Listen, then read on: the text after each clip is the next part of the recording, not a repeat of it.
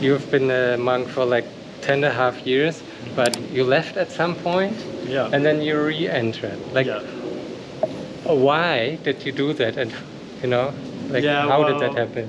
yeah, after almost 10 years in the temple, I decided maybe I should experience something new. Maybe I should try to live a life outside as a layman. 10 years in the day, I thought it was long enough. And that's when I decided to leave. And plus, at the time, that was not long after my sister gave me an iPad, and then I realized that, well, there are a lot out there that I need to explore and discover, and one of them is to travel.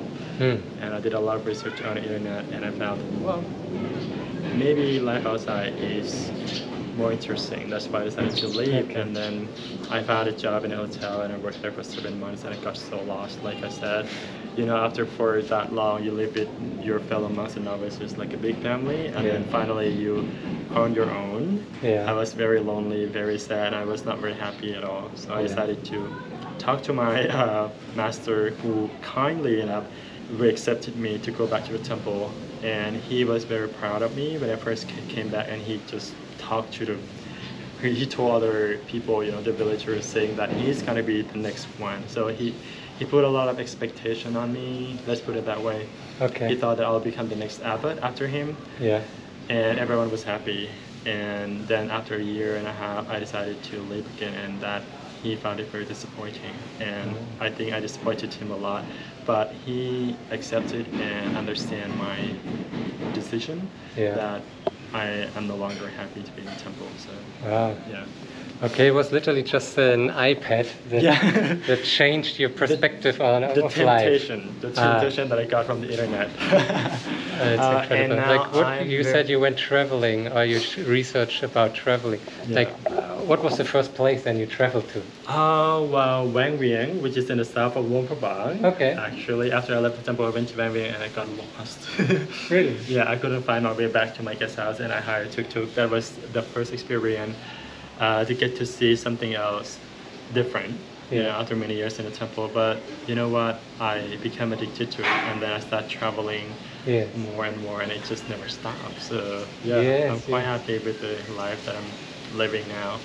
So I'm actually one of your followers of your YouTube channel. Thank so you. For everyone out there as well, I will put his channel here in the eye and also in the description. So have a look, then you get a more perspective of living in Laos, not just my perspective, also local and ex-monk perspective, which is very interesting. Like sometimes I literally learn something just from watching your channel, which is very good.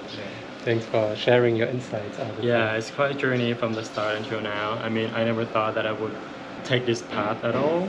When I was in the temple, I was more contained. I was very conservative. Let's put it that way, very shy, very reserved. But then, not long after I left the temple, when I live in the reality world, you can't live like that. You have to change yourself to fit with the society. So I work in a tour company, and that's when I get to meet a lot of people from all over the world, and that also inspired me to travel as well. And the job itself has changed me a lot in a better way, I think. When I first worked at a tour company, I was very shy, very quiet, and that's not how working as customer service should be. So I got yelled a few times by my clients. So I'm like, well, I have to wake up and have to change myself. And it worked. Okay.